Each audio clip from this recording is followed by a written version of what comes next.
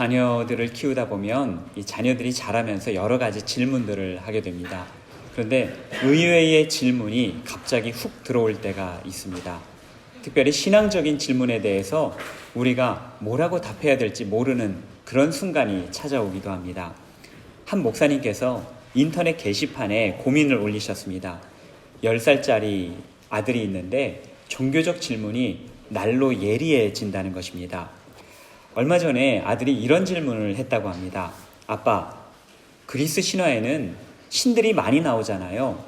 그런데 성경에는 하나님 한 분밖에 안 계시잖아요. 어떤 게 맞는지 누가 알아요? 어떻게 알 수 있어요? 당황한 아빠가 대답을 하였다고 합니다. 그래, 좋은 질문이구나. 아, 그래, 이런 좋은 질문을 다 하고 우리 아들 많이 컸는데? 하하하. 예, 갑자기 아이가 질문을 하니까 이 질문에 대해서 아이가 이해하도록 답을 해줘야 되는데 어떻게 답을 해야 될지 아빠가 순간 당황했었던 것 같습니다. 그리고 며칠 전에는 잠자리에 들기 전에 아빠한테 가까이 싹 들어오더니 아빠 뺨에다가 볼을 대고서는 이렇게 물어보더라는 겁니다. 아빠, 아브라함은 이삭을 제물로 바치려고 했었죠. 그랬지. 아빠는 어떻게 하실 거예요? 아빠가 또 거기에서도 또 당황해서 그래, 아브라함은 참 좋은 믿음을 가지고 있었어 라고 대답을 했다고 합니다. 그러면서 거기에다가 여러분들이면 어떻게 하시겠느냐 질문을 올렸더니 아래 댓글이 40개가 넘게 달린 것을 봤습니다. 제가 그것을 이렇게 하나하나 그 댓글들을 재밌어서 댓글을 보다가 보니까 어떤 한 청년은 이런 댓글을 썼습니다. 저도 어려서 그런 질문 엄마한테 했었다가 쓸데없는 질문 한다고 야단 맞았어요. 또 어떤 사람은 이렇게 답을 했습니다. 목사님, 그럴 때는 이렇게 이야기하세요. 그래, 이삭은 아빠 말씀에 꼼짝도 않고 순종하더라. 너는 어떻게 할래? 자녀를 키우는 가정이라면 이런 비슷한 경험들을 한두 번씩, 똑같은 질문은 아니더라도 비슷한 질문들을 많이 겪어보셨을 것입니다. 주일학교 학생들의 질문이 종종 당혹스러울 때가 있습니다. 그런데 더 당혹스러운 것은요, 이 주일학교 학생들의 질문이 기독교의 핵심을 꿰뚫는 경우가 있다는 것이고, 그런데 그럼에도 불구하고 우리가 그것에 대해서 잘 대답을 못할 때가 많다라는 것, 이것이 진실로 당혹스러운 일인 것입니다. 여러분들은 과연 왜 기독교 신앙을 가지고 계신 것입니까? 세상에는 많은 종교가 있고 많은 신념이 있는데 여러분들은 왜 예수님을 여러분의 주로 모시고 있고 성경을 여러분들 믿음의 근거로 삼고 있으며 여러분들은 매주일 교회에 나와서 이렇게 예배를 드리고 있는 것입니까? 성삼위 하나님을 믿는 이유가 무엇입니까? 이러한 질문에 여러분들은 무엇이라고 답변을 하시겠습니까? 오래전 옥스포드 대학에서 여러 학자가 모여서 기독교에 관한 토론을 벌였다고 합니다. 과연 기독교가 다른 종교와 다른 점은 무엇인가? 어떻게 기독교가 기독교를 다른 종교와 차별성을 두고 이야기할 수 있겠는가 하는 주제였습니다. 강의실을 찾아다니던 교수이자 아동문학가였던 C.S. 루이스가 우연히 그 방문을 열고 들어갔다가 토론하는 것을 보고 신뢰한다고 하면서 그런데 토론의 주제가 무엇이냐 물었습니다. 학자들은 우리가 기독교의 차이점에 대해서 이야기를 하고 있는데 그런데 도무지 결론이 나지 않는다라고 하는 것이었습니다. 노아의 방주 이야기를 찾아보면 고대 중근동의 길가메시 서사시와 너무 유사하다. 성육신이나 동정녀 탄생 이런 것들은 그리스 신화에 보면 흔한 주제로 나타난다. 죽음에서 부활하는 것, 고대 이집트의 오시리스가 그 원조격이 아니겠느냐. 학자들은 저마다 난색을 표명하였습니다. C.S. 루이스가 웃으면서 대답을 하였습니다. 그거야 쉽죠. 하나님의 은혜 아니겠습니까? C.S. 루이스가 맞았습니다. 세상 그 어느 종교나 신념도 가지고 있지 않은 기독교만의 차이는 하나님의 은혜에 있습니다. 자격 없는 사람들에게 대가 없이 주어지는 은혜, 바로 이 은혜 때문에 우리는 하나님을 믿고 있습니다. 이 은혜 때문에 아무런 자격 없는 우리가 구원받은 하나님의 자녀, 하나님의 백성이 되는 것이고 우리가 매주일 이곳에 와서 하나님께 예배를 드리는 것입니다. 왜 기독교를 믿느냐? 왜 기독교가 진리인가? 바로 은혜 때문입니다. 오늘 본문은 우리에게 하나님의 은혜가 어떠한 것인지 여러 가지를 생각하게 해주는 말씀입니다. 1절 말씀을 한번 읽어보겠습니다. 예수께서 다시 회당에 들어가시니 한쪽 손 많은 사람이 거기 있는지라. 예수님께서 다시 회당에 들어가셨다는 것은 늘 매주 안식일에 회당을 찾으셨다라는 것이죠. 그렇게 습관처럼 그렇게 매주 하듯이 회당에 들어가셨습니다. 회당에는 한쪽 손이 마른 사람이 있었습니다. 감각이 없고 근육이 없어서 움직일 수 없는 빼빼 마른 손. 그렇기 때문에 일을 할 수가 없었고요. 일을 할 수가 없으니 사람 구실을 할 수 없는 사람이었습니다. 남자가 나서 자라서 나이가 장성하게 되면 결혼을 하고 분가를 하고 가족을 꾸려야 될 것인데 이 사람은 일을 할 수가 없으니 생계를 꾸려갈 수가 없습니다. 결혼을 할 수도 없고 오히려 가족들에게 사회에서 늘 짐만 되는 그러한 존재였습니다. 한쪽 손이 말라 있을 뿐이지 사지 멀쩡해 보이는데 일을 제대로 못하니 사람들에게 부담이 되는 존재였던 것입니다. 그런 그가 모든 병을 고쳐준다는 기적의 사나이 예수님을 만났습니다. 그런데 안타깝게도 그렇게 주님을 만난 날은 안식일이었습니다. 유대의 포로기 이후에 저작들을 살펴보게 되면 안식일에 금해야 되는 행동 수칙이 나오는데요. 안식일에 금해야 되는 행동이 총 39가지가 있었습니다. 39가지에 해당되는 행동들은 안식일에는 절대 해서는 안 된다라고 했는데 이 39가지 규정들에 각각 6가지 규정들이 덧붙여졌습니다. 그러면 몇 개입니까? 암산이 쉽게 안 되시죠? 234가지 규칙이 있었습니다. 안식일에 절대 해서는 안 되는 것들. 그런데 이것들을 장로님들과 그리고 서기관들, 율법학자들이 사람들에게 설명을 해주면서 여러 가지 해석들이 덧붙여져 있었습니다. 그러다 보니 안식일 규정은 구약의 율법 중에서도 가장 복잡하고 지키기 어려운 규정이 되어버렸던 것입니다.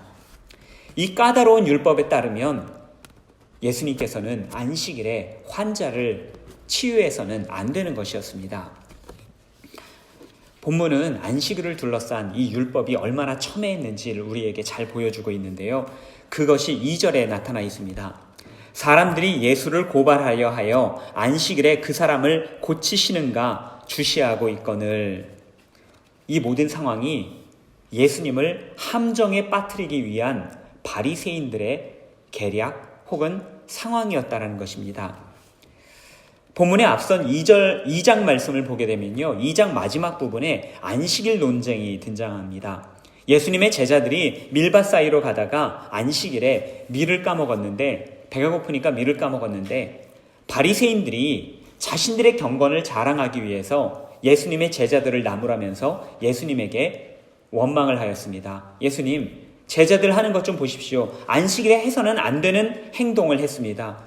제자들을 좀 야단쳐 주십시오 라고 이야기를 했는데 그래서 예수님이 바리새인들을 칭찬하고 그래 너희들은 참 경건한 사람들이구나 그렇게 인정을 하면서 제자들을 야단칠 줄 알았는데 오히려 예수님께서는 구약의 다윗의 예를 들으면서 바리새인들에게 도리어 따져 물으셨습니다. 바리새인들이 갑자기 민망하게 된 것입니다. 예수님의 말씀을 들은 바리새인들은 어떻게 반응을 했겠습니까? 우리가 잘못 생각했구나. 예수님 말씀을 들어보니까 그 말씀이 참 옳은 말씀이네. 우리를 바르게 잡아주시고 말씀을 새롭게 깨닫게 해주시니까 참 감사하네. 감사합니다. 바리새인들이 이렇게 반응을 했겠습니까? 만약 여러분들이 바리새인들의 입장이었다면 여러분들은 어떻게 반응을 하셨겠습니까? 누군가가 여러분들의 말에, 여러분들의 생각에, 여러분들이 행동하는 것에 그것은 잘못된 행동입니다. 잘못된 생각입니다. 잘못된 말입니다. 여러분들의 행동과 말과 생각을 지적한다면 여러분들은 그 사람에게 감사를 표하겠습니까? 여러분의 행동과 생각을 고쳐 나가시겠습니까? 그래야죠. 그래야 바른 사람이 되고 좀 더 바르게 살아갈 것 아니겠습니까? 그러나 대부분은 그렇게 반응하지 못합니다. 그러면 어떻게 반응합니까? 기분이 상하거나 화를 냅니다. 본문의 바리새인들도 그랬습니다. 자존심이 상당했었던 이 바리새인들은 예수님께 대한 복수의 기회를 노리게 되었습니다. 아마 속으로는 이런 생각을 했을 것입니다. 그래, 네가 어떻게 하나 두고 보자. 안식일법을 제대로 한번 어기기만 해봐라. 너를 당장에 붙잡아 넣겠다. 바리새인들은 이러한 생각으로 예수님을 뒤쫓았던 것입니다. 이들은 단지 위협을 하거나 분을 품는 데 그치는 것이 아니었습니다. 본문 6절 말씀을 보게 되면 앞으로 이들이 어떤 행동을 할 것인가를 우리에게 잘 보여주고 있는데요. 6절 말씀입니다. 바리새인들이 나아가서 곧 헤롯 당과 함께 어떻게 하여 예수를 죽일까 의논하니라. 오늘 본문은요, 성경에 나오는, 이제 마가복음에 나오는 적대자들의 예수님을 죽이고자 모의하는 첫 번째 모의였습니다. 이들의 모의는 머지않아서 예수님의 십자가라는 결과로 맺어지게 되었습니다. 유대인들, 그것도 경건하다고 말하는 이 바리새인들, 어떻게 이렇게 나쁜 사람들이 있겠습니까? 예수님께서 나쁜 짓을 하는 것도 아니고 예수님께서 하나님의 말씀을 제대로 선포하고 제대로 가르쳐 주신다라고 했는데 이렇게 악랄하게 예수님을 따라다니면서 악한 일을 하려는 사람들이 어디 있겠습니까? 우리가 성경을 읽다 보면 이런 생각들을 하게 되죠. 그런데 오늘 이 바리새인들의 모습을 보면서 여기에서 우리의 모습을 발견해야 합니다. 바리새인들만 그랬던 것이 아니라 우리에게도 그런 면이 있지 않는가? 우리에게도 말씀을 물리치고자 다른 사람들의 이야기를 듣지 않고자 우리 자신을 변화시켜가는 것을 거부하고 두려워하고 싫어하는 그런 모습이 우리에게 있지는 않는가? 나는 과연 말씀에 바르게 반응하고 있는가? 그 말씀을 내게 주시는 말씀으로 잘 듣고 있는가? 돌아보실 수 있는 저와 여러분 되시기를 바랍니다. 바리새인들은 비정한 적대자가 되어서 예수님을 지켜보고 있었습니다. 사람들이 주목하고 있는 가운데 예수님께서는 한쪽 손마른 사람을 사람들 가운데 불러 세우셨습니다. 그리고는 이 바리새인들, 자신들을 적대하고 있는 사람들에게 질문을 던지셨습니다. 4절 말씀입니다. 그들에게 이르시되 안식일에 선을 행하는 것과 악을 행하는 것, 생명을 구하는 것과 죽이는 것 어느 것이 옳으냐 하시니 그들이 잠잠하거늘. 예수님께서 던지신 질문은 39가지 금지 규정에 대한 것이 아니었습니다. 234가지에 해당하는 부칙들에서 대해서 묻고 계신 것이 아니었습니다. 예수님의 질문은 과연 율법의 본뜻이 무엇이냐 라고 하는 것이었습니다.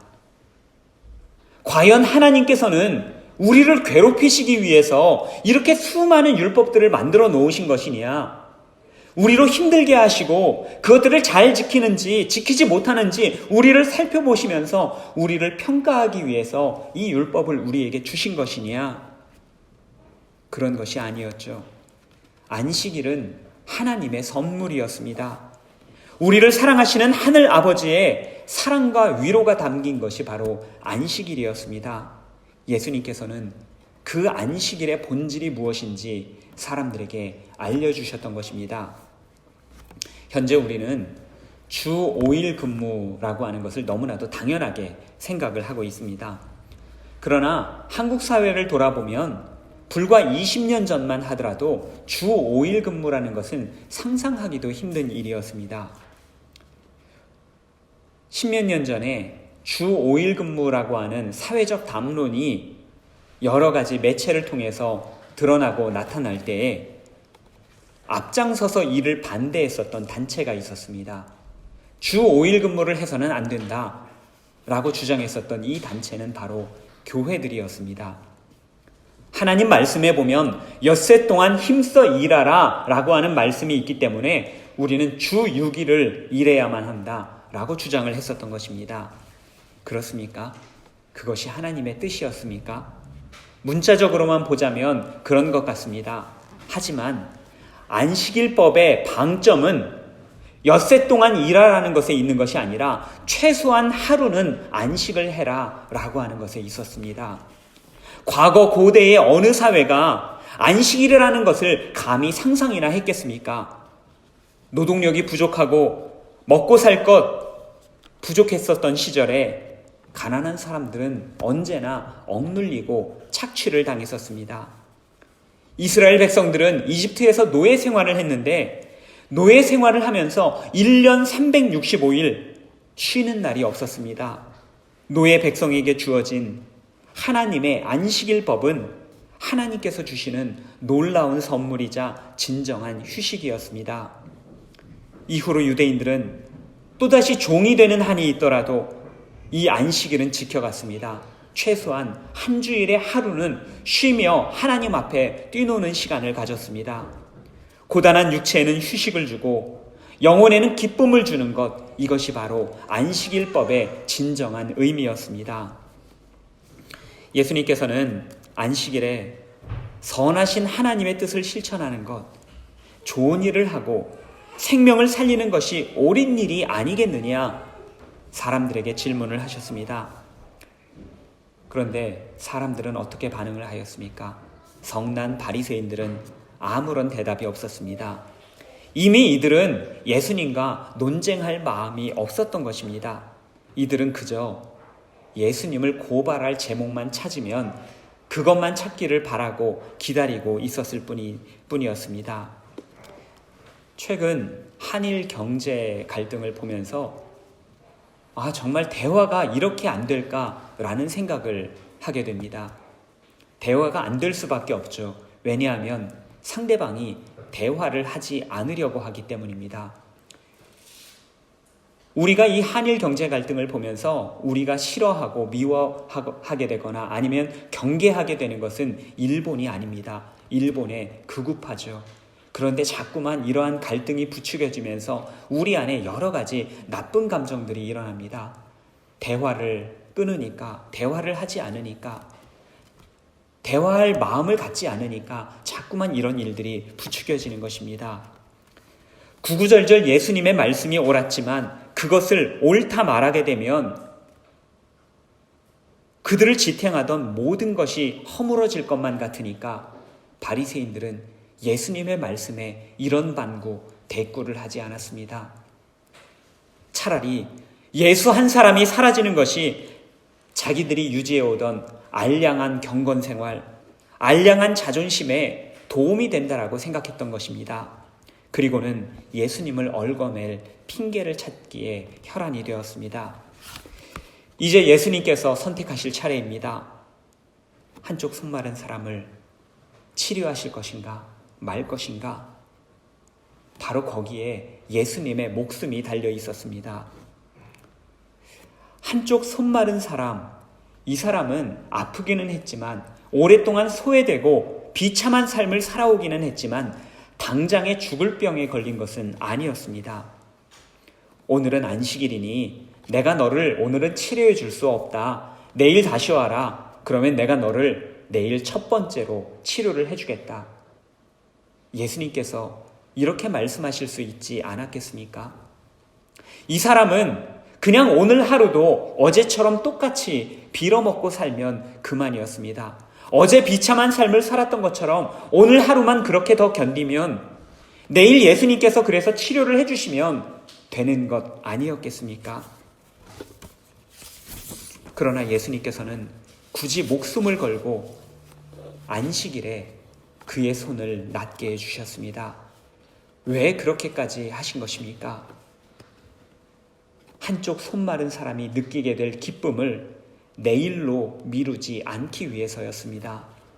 그를 향한 하나님의 은혜가 바로 오늘 임하도록 예수님께서는 목숨을 거셨습니다.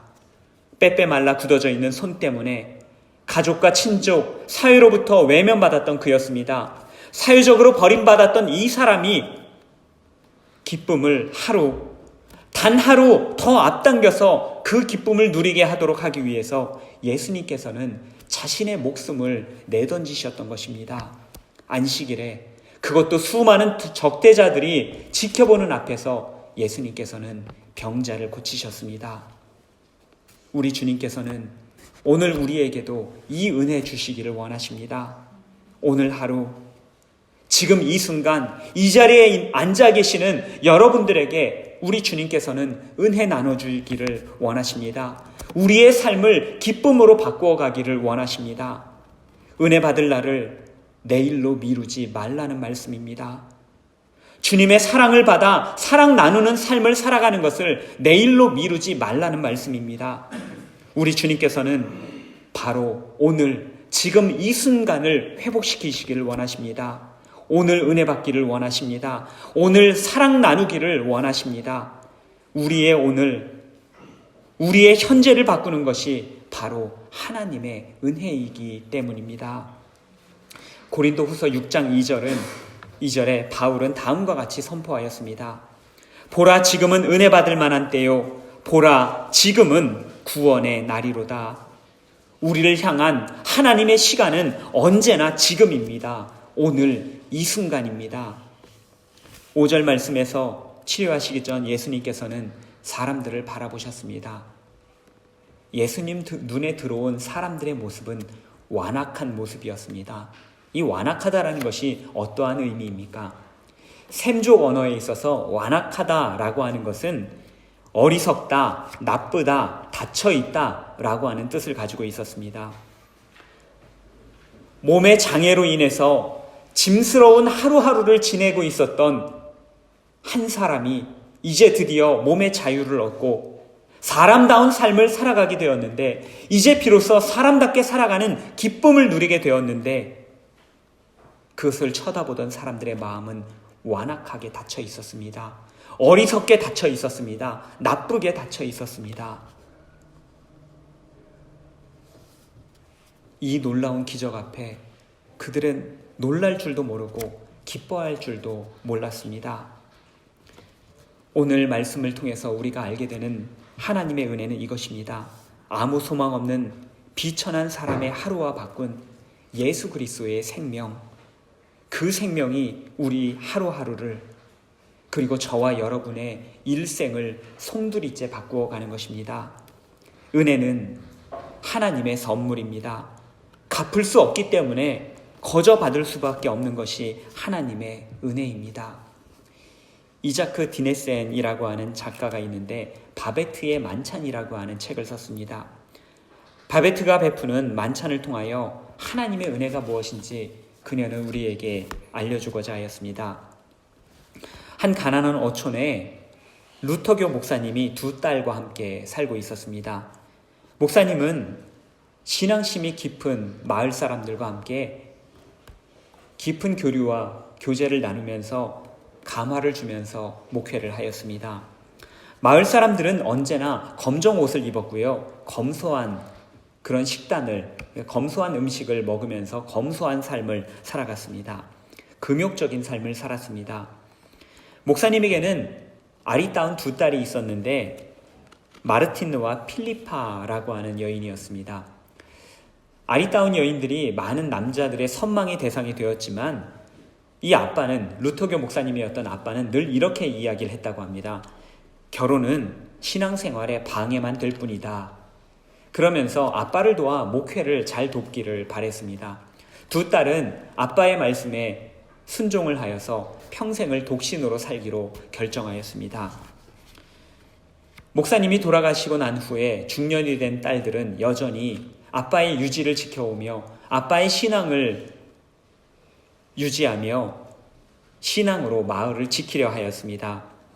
하지만 마을은 날로 세속화되었습니다. 어떤 교우들은 서로 다투고 나서는요, 몇 년간 서로 대화를 나누지 않았습니다. 어떤 교우들은 바람을 피우는 교우도 있었습니다. 마을 사람들은 여전히 주일 예배로 모였지만 그들의 찬송에는 생기가 없었고 참석자들은 날로 줄어들었다고 합니다. 그러던 어느 날 바베트라고 하는 여인이 마을을 찾아왔습니다. 그녀는 본래 프랑스의 유명한 요리사였는데 프랑스 혁명으로 남편을 잃고 아들을 잃고 오갈 데가 없어서 이 마을로 찾아오게 되었다고 합니다. 바베트는 두 자매와 함께 살면서 마을 노인들을 섬기고 도와주며 신앙생활을 하였습니다. 그렇게 12년이라고 하는 시간이 흘렀습니다. 어느 날 바베트는 파리로부터 복권에 당첨됐다라고 하는 굉장히 기쁜 소식을 듣게 되었습니다. 마을 사람들은 서로 생각하기를 이제 바베트가 부자가 되었으니까 우리 마을을 떠나겠지, 자신의 본국으로 떠나겠지 생각을 하였습니다. 바베트는 목사님의 생신, 탄생 100주년 파티를 준비하고 있는 이 두 자매에게 다가가서 두 자매에게 제안을 하였습니다.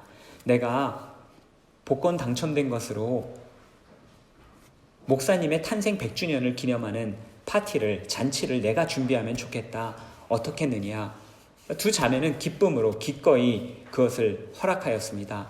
하지만 바베트가 만찬을 준비하는 것을 보고 이 두 자매는 곧 후회를 했다고 합니다. 갖가지 화려한 조리기구들이 프랑스로부터 들어오고요. 생전 먹어본 적 없고 들어본 적 없었던 프랑스의 고급 와인과 거북이알, 상어, 달팽이, 지느러미, 마을 사람들은 생전 구경하지 못한 물건들이 들어오는 것을 보고 깜짝 놀랐다고 합니다.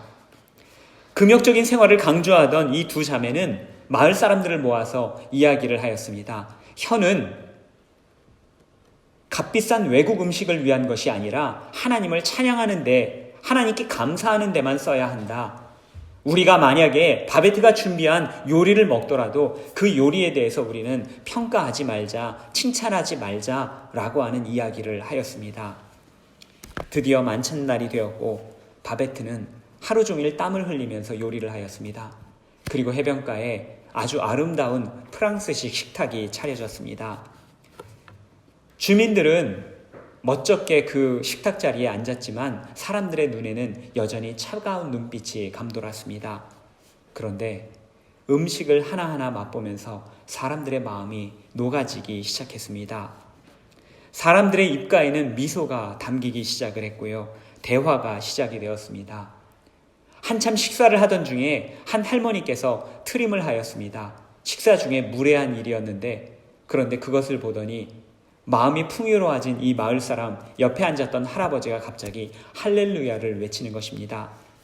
사기를 쳤던 남자는 자기가 마을 사람들에 대해서 잘못을 했다며 음식을 먹던 중에 회개를 하고 고백을 하였습니다. 식탁은 화해와 용서의 장으로 변했던 것입니다. 식사 후에 마르티누와 필리파는 바베트에게 진심으로 감사를 했습니다. 그리고는 바베트가 떠나갈 것에 대해서 아쉬워하였습니다.